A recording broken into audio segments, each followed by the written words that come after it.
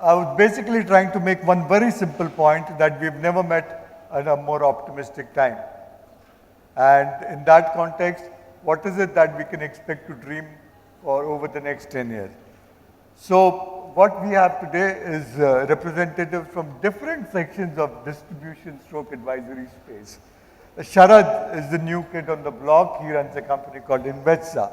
Are you familiar with Investa? Okay, so it's robo-advisory direct model. Satish represents Axis Bank, and Axis is the head of wealth management, deals with the most premium clients.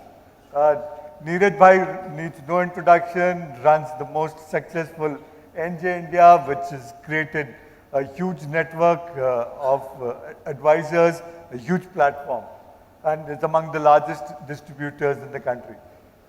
Mimi has created a very, very niche, a very exclusive business, and so has Karthik, right?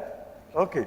So we have people who are on their own, we have people who have small establishments, but who are big in their own fields. So let's start with Karthik, you. What do you think, and this is a question everyone will have to answer. Sure. What are the trends influencing you as your business, your model of business? What are the trends which are influencing? You could talk about regulatory, you could talk about products, you could talk about customers, you could talk about impact of technology, anything.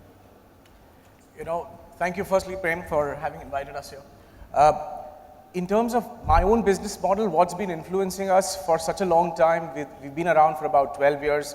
A lot of your friends who know how we've been doing our business, we started off on financial planning, moved into wealth management, and moved into a whole variety of services and offering various products. What has been influencing us all the way is advice, and advice supported by technology. So if technology would not have been there, we don't think we would have been able to reach out to so many people. We wouldn't have been able to service clients who are in different continents. We wouldn't have been able to execute trades seamlessly the way we do right now. So I think the greatest enabler in terms of our success has been technology, but technology which has been supported with a robust advisory model, because without which there is no value, because there is obviously so much of competition. We all are in the same business, and we all know how easy it is for a client to move from one place to another. So the thing is, if the advisory support system wasn't there, and if you did not serve more and more to the same client, I don't think things would have happened. So when we talk about one-stop shop in a very sort of a common fashion kind of a manner, but then when you actually look back and see what are the things that you're including in your one-stop shop. So can you sort of in some sense include taxation? Can you include estate planning? Can you sort of include funding and things like that? So once you start doing all those things, the number of links and bonds that are created between the client families grow larger and larger, deeper and deeper. Then once you move from one generation to the other generation, so on and so forth. So all these things have been instrumental. Just talking about planning or just talking about life planning and goal management wouldn't have done that. So there had to be so many more things which had influenced the last decade or so of journey. So if I got it right, you said technology made you more productive. That's right. Advisory Absolutely. capacity. And third, you said you're adding more and more value to your clients through different offerings. Through variety of offerings, yes. Okay, great. Mimi, what about you? I'll have to agree with him in terms of, that the most important focus, as far as I'm concerned, has been deepening the advisory piece itself. And that is where I think the focus lies for me, since I've been very clear in terms of growing our businesses with the existing clients, taking a higher wallet share of the existing client, and growing in the referral space. And that involves a level of intimacy with the client that has to be developed with building relationships on a one-on-one basis. And therefore creating that team, the kind of training that is required for the team to also feel the same way. Since for me, I see that many of the clients today are very concerned about the generational transfer of assets. And that has become a great cause of concern today, since there are multiple views on this issue. And it's great to have all this money, but 10 years has flown by with so many clients today. I mean, you must be talking about a business of 12 years. So am I. I've been in this industry for 18 years. I have no idea where it went. But at the same time, there is a generational flow of money that is required. And I think it's very, very important to develop that very close, intimate bond with the client and that trust with the client for my H&I business that we are talking about. Since I'm not in the retail space, I'm only in that space to grow with that advisory and holistic way of growing my business. Okay, great. Neeraj bhai, you run perhaps the largest distribution network in the country outside of a bank. Yeah. So, what influences have you seen driving your business for the good and for the bad? I think one of the most important things which has happened, particularly in the mutual fund industry over a long period of time, is performance. If you look at a 15-year, 20-year track record, then average equity fund has given a 15% plus returns. Even on the SIP, the returns are really, really good.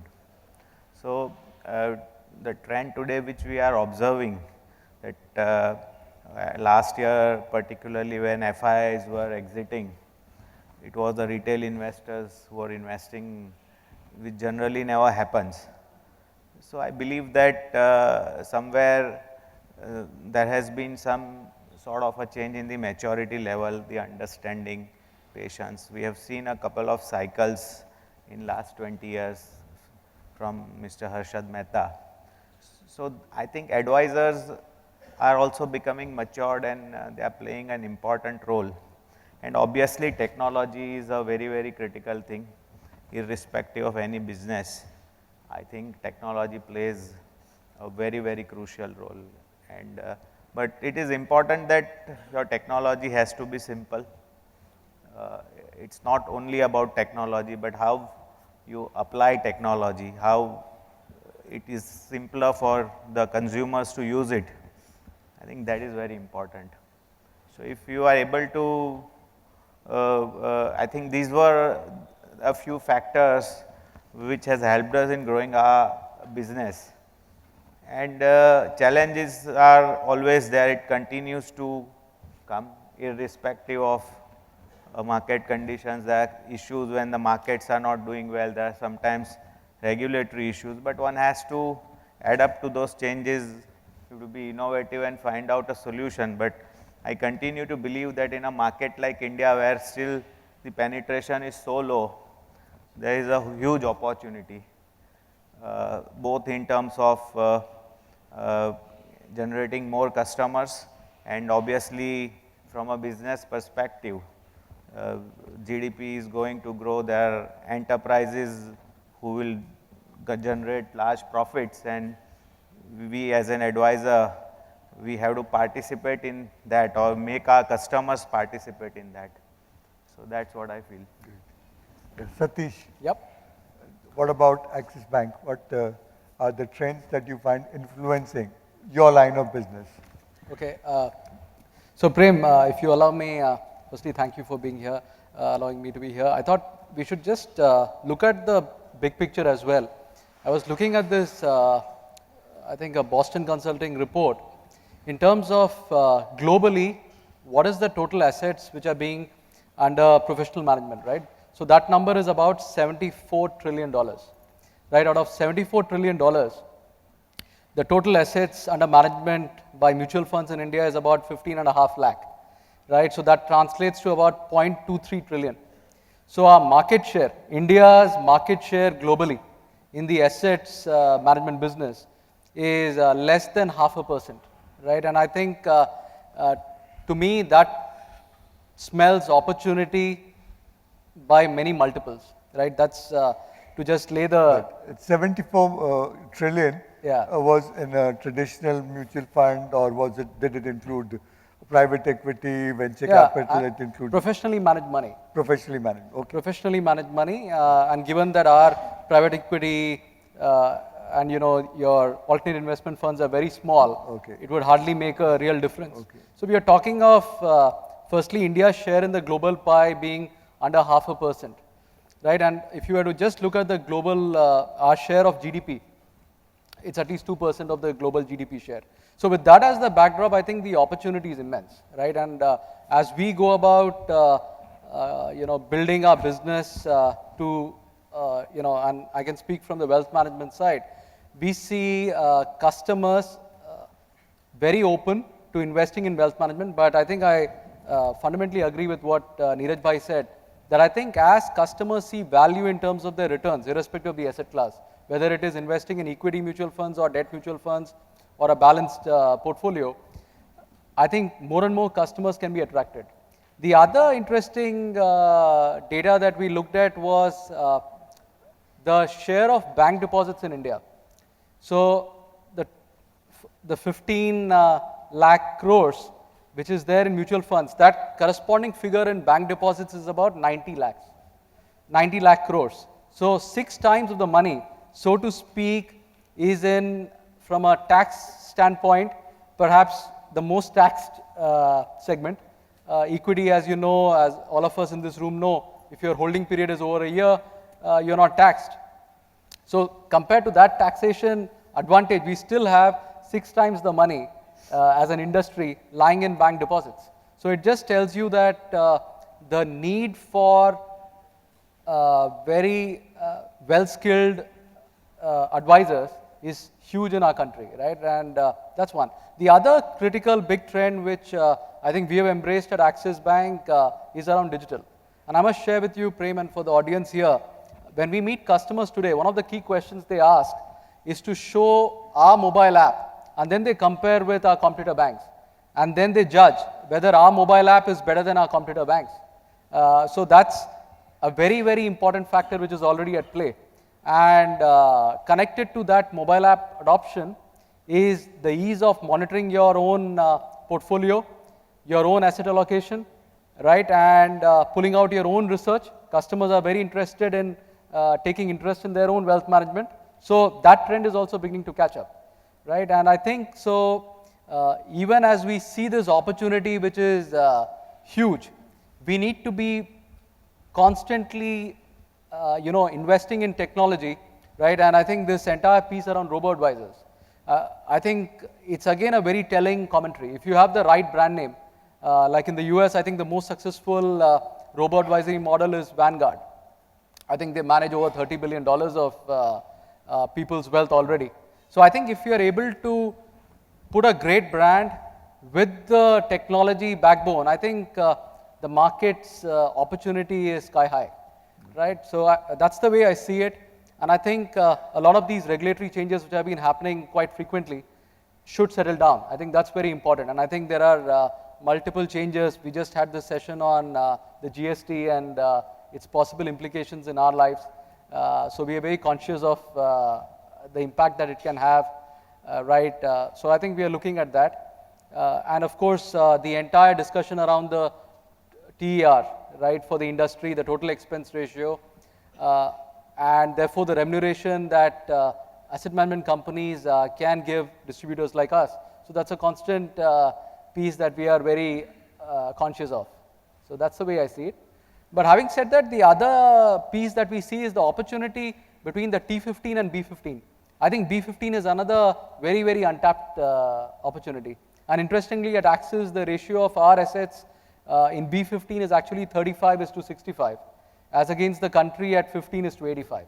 So I think that's another huge opportunity to unleash entrepreneurial activity there.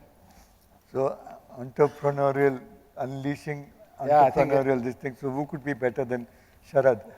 Sharad, what got you started with this idea of Investa? And how, just tell us a little bit about your business model and what are the assumptions that you're making in launching this business? So the business model is simple. Speak louder, even I can't hear. Is it audible now? Audible? No? So, Now? Better? Okay, so the business model is simple. We are a robo-advisor, everything automated, everything on a digital platform, direct plans for the customer, and we charge an advisory fee. So we are RIA, registered RIAs, that's the business model and the revenue model. The assumption is that the huge market which we all have been waiting for will unleash and will actually come true. okay. If we look at the enablers, influencers, which you wanted to ask, I look at it from two perspectives. Some of it are very encouraging, some of which we have to really pull our socks up. If you look at outside the mutual fund ecosystem, everything is perfect. You have mobile penetration, you have internet penetration, you have all other ways of investments dying. So FD is a bad product now. You have PPF, which is on the verge of dying due to low interest rates, lock-in periods, and everything.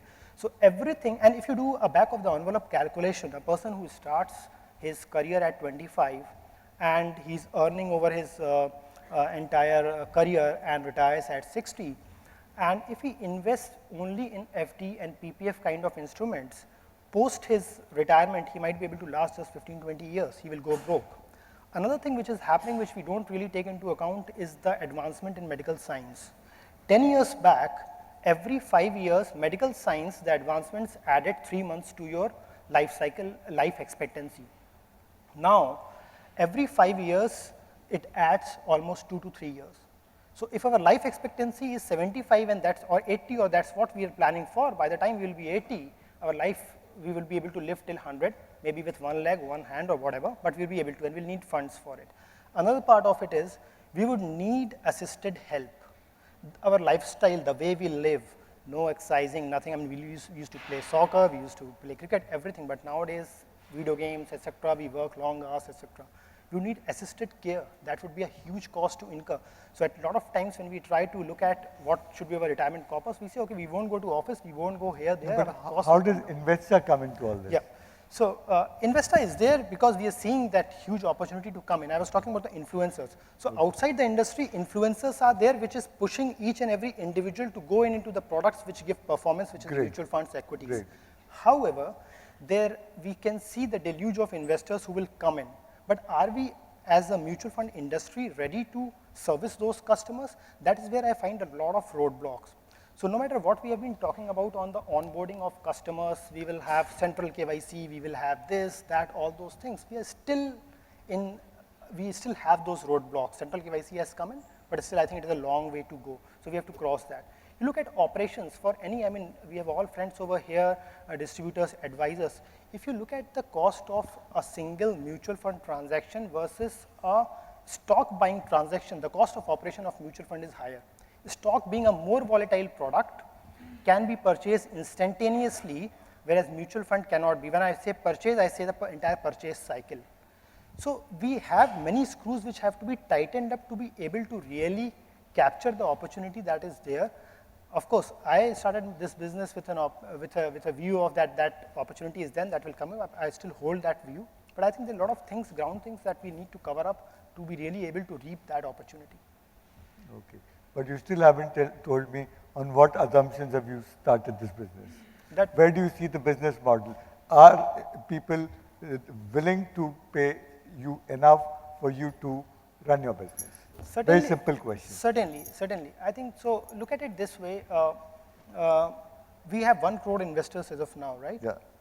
And say 5 years down the line, there have been various reports saying there will be 2 crore customers, 4 crore customers, 10 crore customers. Okay. Most of these customers who would be coming in would be the 25-40 age group. Okay. Right? Mobile, internet savvy, okay. tech savvy. So they will latch onto one or the other digital platform. So I'm talking of the industry. Okay. People like me, if not investor, investor A or investor B, someone would succeed. Okay. Now 1 crore new customers coming in. And typically if you look at these markets, the tech play, it is a winner take all kind of a thing. So out of these 1 crore new customers, take away the 10 lakh or 20 lakh who would be HNIs, ultra HNIs, who would need the kind of services that Mini had been talking about. They would not be my segment. But the mass of these customers can be served digitally for their 90% or 95% of the needs. For those customers, given the benefit of direct and versus regular and so on, if 1,000 rupees is the ARPU, we're talking of 1 crore customer. Out of that, remove those 20% which are HNIs, 80 lakh customers. So that's almost 800 crore at 1,000 rupees ARPU, 800 crore business opportunity. So either you take it, whichever way you take it in the form of fee or you take it in the form of commissions or whichever way it is, but there's an opportunity. And of course, I mean, people are very sensitive to cost. So somewhere they will do their maths and they will get to understand what they are getting, the value of the product. So I see that as an opportunity. So I come to back to Karthik. Yep. You know, Sharad is saying that, look, he has technology which is going to enable 90% of the new customers to meet 90% of their needs through his platform. What does that feel for guys like you? It feels fantastic. I'll tell you why. See, I have my own theory, and I think these kind of platforms, in some sense, they are not new, because if you think about things like ICICI Direct, and they've been around for the last 15, 20 years. And even in those days, I know I used to purchase some of the mutual funds directly from the banking platform, things like that. But now what's going to happen is, with funding happening, with so many people going on this route of going direct, going robo-advisory, imagine it's like a triangle, right? Now the triangle is being focused out, it's becoming deeper. What happens as soon as the triangle becomes big, the lower base of the triangle expands humongously, and we all agree that there is a phenomenal amount of opportunity happening. So what's going to happen, which is what I feel, is that a lot of people are going to join in. So I'll just, for a moment, I'll take a tangent. About 11 to 12 years I've been in media. Even in 2005 and 2004, the kind of questions that would come on television is, I am doing a 3,000 SIP, 1,000 here, 1,000 here, 1,000 there, and I want to do another 2,000. So where should I do? Are my funds okay? What are the new funds I should buy? A very stereotype standard question.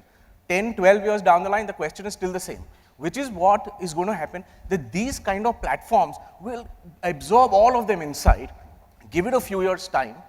Right now, they're very happy to go direct route. Right now, they're very happy to pay a very nominal sort of fee. But let there be a time, as soon as these portfolios grow larger in value, these customers will become mature customers for people like us. Because that's the time they will say, okay, now we have some serious money. We've got 40 lakhs, we've got 20 lakhs, we've got 50 lakhs, and we need some serious professional advice. And at that point of time, these customers will migrate to a different advisory model. They are anyways moving up the triangle. So who's sitting up in the triangle? People like me, people like myself, and a lot of other people who are serving those kind of households.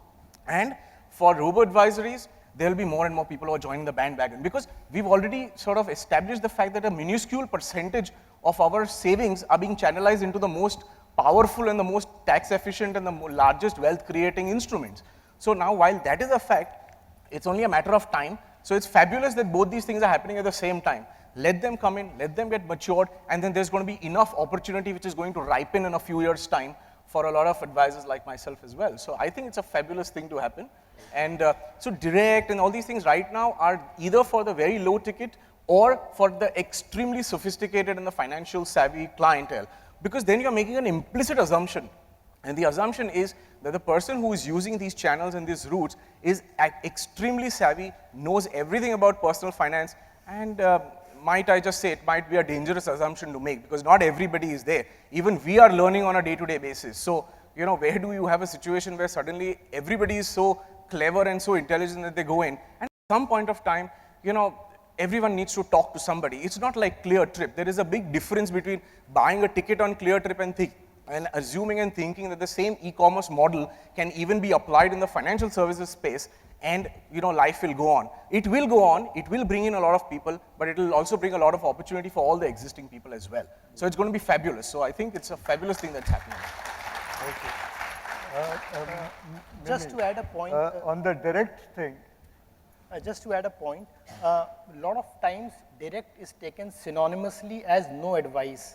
That's not the case, and that's not what I. But as soon as you start growing the advisory more and more, the scalability of the model becomes smaller and smaller, because the more higher you go in terms of advice, you need more sophistication, you need more resources, you need so many more man hours of interaction. Lots of times you need to break bread together, and that all requires time and effort. So that's what. But Mimi, in your business, I know that you have some very, very, very wealthy clients. So won't it make sense for them to now shift to direct and save on all the commissions that you get paid? See, what is So important, as he if said, a very client has categorically. 400 crores, sorry, Yeah, sorry. let me continue. Yes, let me please. give them the numbers, no? Please, yes. So say you have, let's say, a client with a 50 crore portfolio, okay? If he goes the direct route, then he's clearly saving himself 30, 40, 50 lakh, okay? And for 30, 40, 50 lakh, he can certainly hire a smart chartered accountant or someone with a fair degree. Why aren't they doing it? See, as I said, it's different strokes for different folks. And one is not going to have one set way of doing things. Now, we have those kind of conversations with people who feel that they are savvy enough to handle MFs. They will bring in their CFO or somebody to take care of it. Possibly there may be times that are that get challenging because the dependency factor on one or two people is so huge, and there could be other distractions in terms of their own businesses that they are running, and that could become a challenging time. See, every person has a time, place, circumstance for things. So therefore, all of us look at different models for different people. So that may happen. Nobody is disputing it, but there are others who are willing to pay. And let me tell you, I'm very happy to say that the Indian investor is maturing and he is willing to pay for a service of excellence. And it is an opportunity for us to stick to our discipline. And I am so happy these kind of robo-advisor platforms are coming, because financial literacy is something that we've been crying about in this country.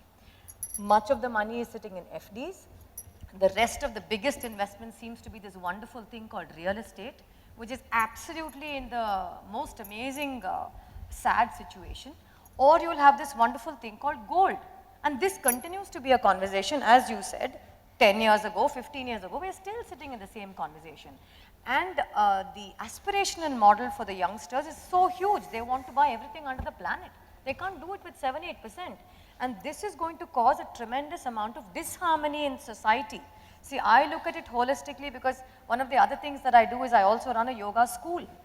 And I see things in a very different manner, because I am seeing so many people fall ill because of these issues of money. As the lovely gentleman was talking about happiness and money, I see so many MDs and so many people in senior management who have no time for themselves, no time for their families, and so much pressure of them to even exist in their senior corporate role today. It's actually easier for middle management to hold their jobs. It's a bigger headache for senior management today. And when 2008 collapse happened, I had 6 of my senior clients fall sick. Nothing happened to middle management, either heart attacks or cancer. And after that, what? They're already sitting at 45 and 50. So the issue here is about actually understanding it on a very individual basis. Financial literacy is one of the biggest things that is important at a very young age. Because we in India, if you look at it, most of us in Indian families don't like to talk about money, except for a few, few communities like maybe the Gujaratis or the Marwadis or the Chettiar community. I'm a South Indian. So, we are okay talking about money. Otherwise, people will say, "Arey yaar, the innocence of the child, don't destroy that innocence. You don't talk money to my child." This is insane. If we as parents don't teach them money, who the hell is interested actually? So I actually speak a lot to people saying that, you must talk about money to your children. Otherwise, it's a very difficult conversation to suddenly say, "I need money, I need phone, my mother will say, "Mimi, your phone costs 20 grams of gold." That is the way she looks at 60,000 rupees, one decent phone today. So it's a very different way of existence today. So financial literacy, I believe, is one of the biggest advantages of models like yours. Neeraj, I'll quiz Neeraj Bhai on, you have a huge network of advisors with you. Huge. Most of them, I understand, are retail. So is there a threat that many of them feel insecure because of the direct model? See, recently there was a study done by the Institute of Canada, where they did a study that there were investors with advisors and without advisors. So those who were with advisors, over a period of 15 years, they created 2.7 times more wealth. So that's been published in November 15, and they also have for 5 years and 10 years. And in all the time frames, those who went with advisors, they have made much more wealth than going without advisor. See, the moot point here is what I feel. It's not about knowledge or information. There may be very knowledgeable guys, IITs, IIMs, but when it comes to investment, the behavioral aspect comes into it, and that's where you need a coach.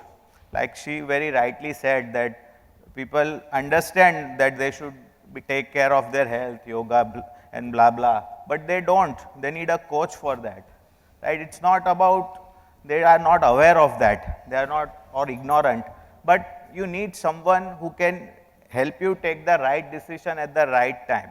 And investment, particularly when market falls, the fear factor is so high where your left brain works. And that's the time where you have to go and give comfort that don't worry, this has happened several times historically and this is a temporary phase, because everyone feels that everything is over now. In 2008, that was the same thing. And if you look at investment happens when markets are rising at 30, 40 P, everyone is wanting to buy, and at 10 P, no one is wanting to buy, right? So that's where an advisor plays a role. If he comes and tells you that you don't have to stop your SIP and shows his statement that I am also with you and I am going to take you and ensure for your financial well-being, I think that's a role, and I don't see anyone can challenge that role. While there are several models which will also coexist, but if an advisor is clear about his customer's well-being and he can present that properly, that yes, I am concerned about you, then I think technology or automation doesn't understand the feeling of a customer. They can give you an algorithm, but you have to understand it's not one fit for all. So that's what I feel, and that's what our advisors do.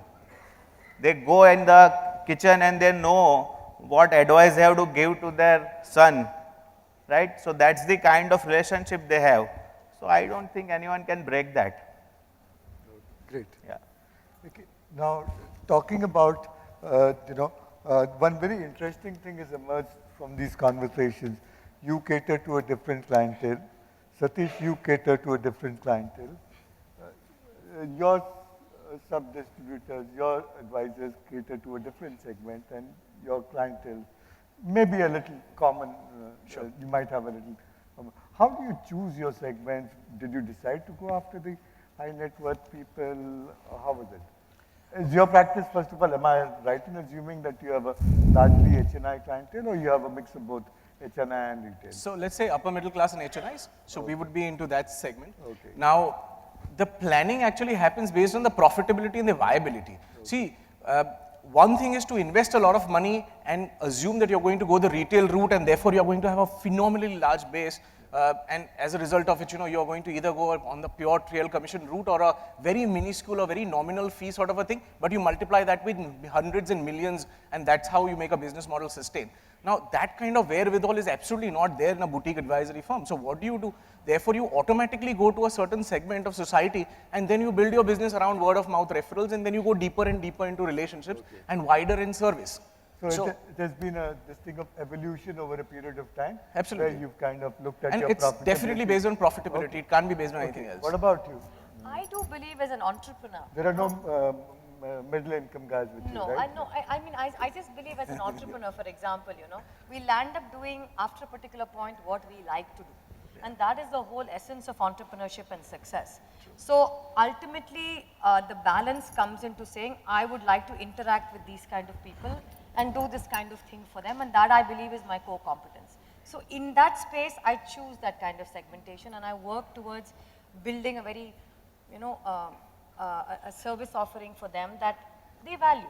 So I think that's how the evolution of entrepreneurship actually happens, and that's what happened with me. Well, really very interesting. I know many of your sub-advisors are actually advisors to very, very big clients. I know many of them have huge books, huge portfolios. How do you make sure that they stick to NJ? And NJ is able to service all kinds of advisors, whether those advisors are big, budding, small, experienced. How do you make sure of that? So we normally try to give them everything which is required to do business except advising, which is their primary role.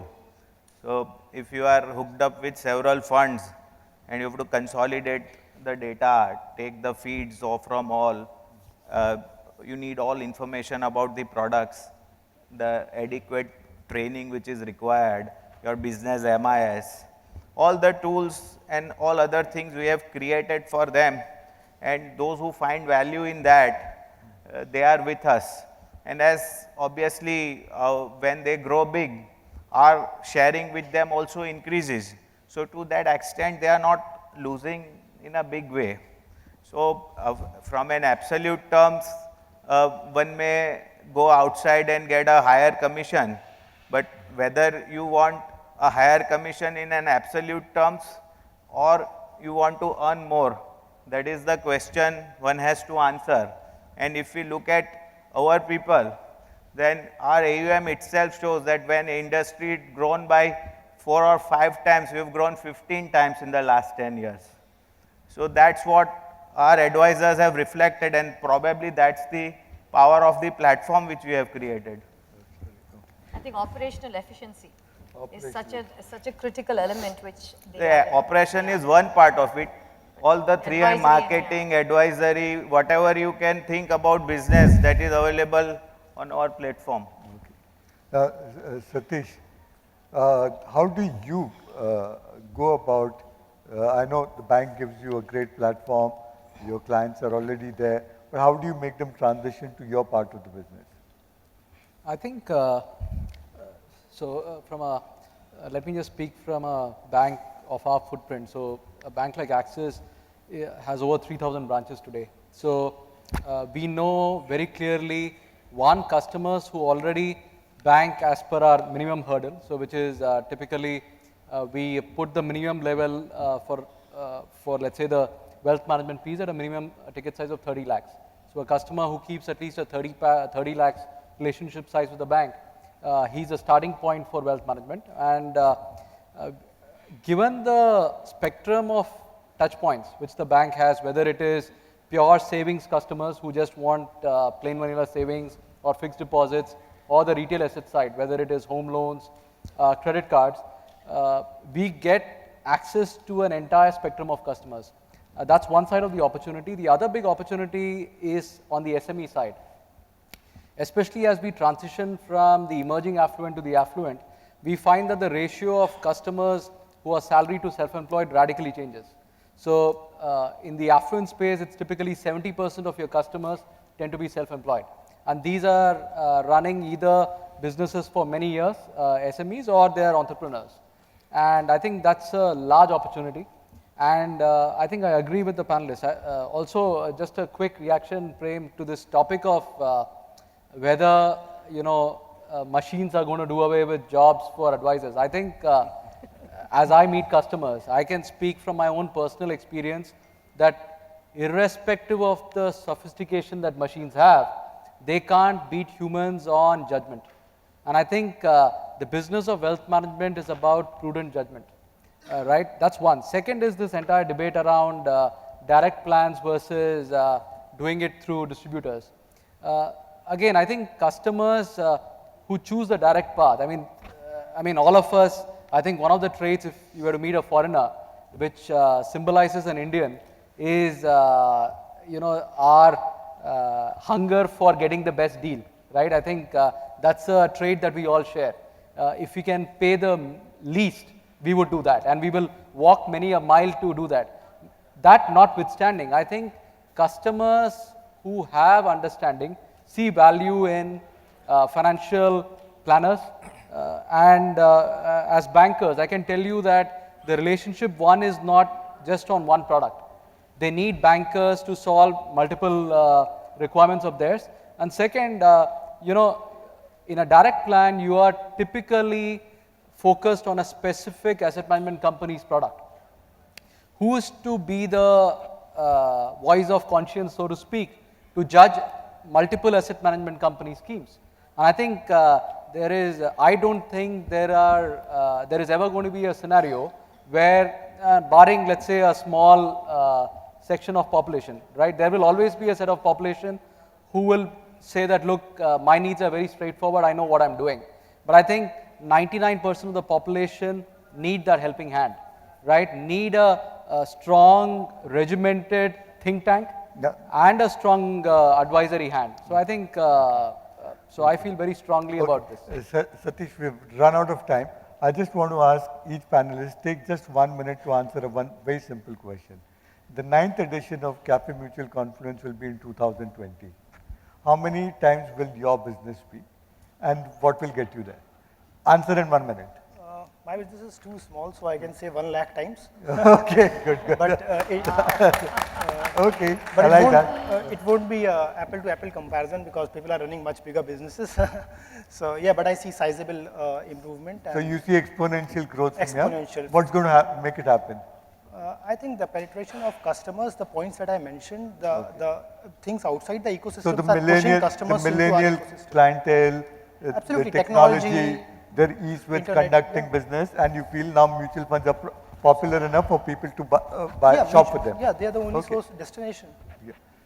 So, 9th edition of Cafe Mutual Conference, the businesses that you look after, of course, you might as well replace other people in Axis Bank and may replace other people in other banks also.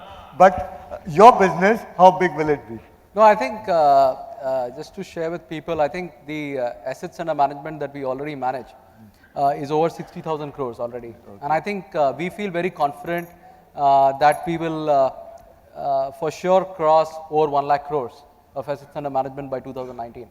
And I think that should be a significant share of the overall industry. Oh, great. Right, so. Karthik, how many X will your business be in 2020? In 2020, we are, at the moment we are growing at 3 times every year. So in 2020, So every year, you yeah. are going 3. we are aiming to do 3, and if we'll definitely do 2, that's what we are very, very sure of. So whatever we had in 1st April, we are going to double it by the next April at the minimum, and that's the pace at which it's growing. There's so much you're of... going to be 16 times. Yeah, Wow, wonderful. absolutely. Yes. But what gives you this confidence? You know, One word. Prem, what's happening is the more information, it's just a matter of time till the time somebody finds us. Today, the biggest challenge is to have funding to go out and meet that section of society, which is going to help you. At the same time, you're going to help them grow their money, protect their money, whichever is the case and whichever is the situation.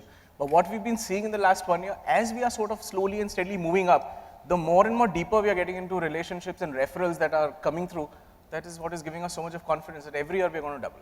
Great. So, no question. Mimi, 16 I have times? a very different take to all of this. Okay. I have to again refer to the conversation that the gentleman had about happiness and money.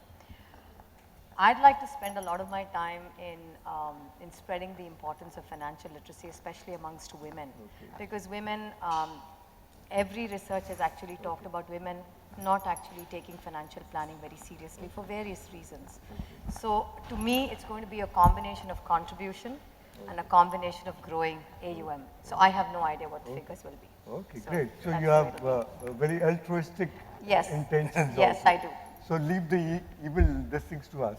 Yes. Okay. Neeraj bhai, so how many X times in 4 years? Oh my God. I think I mean, I don't know what to expect. it's a very difficult question to answer, but our focus is that our customers should make money. So that's how we have done our business, and it has grown on its own. So we can put numbers in the Excel sheet, but that never happens. But you definitely expect the business to do well. Yeah, I us- think so. I think so. If a country grows at 8%, 7%, 8%, then businesses should grow at 15, 20%. And if you are efficient, you can grow at 25%. Great. Great. So wonderful to have all of you here. One thing that I really, one of the intentions of this discussion was to convey that we are on the cusp of something very interesting and something very big. So thank you so much thank you everyone. Thank you. you for having us. Thank you.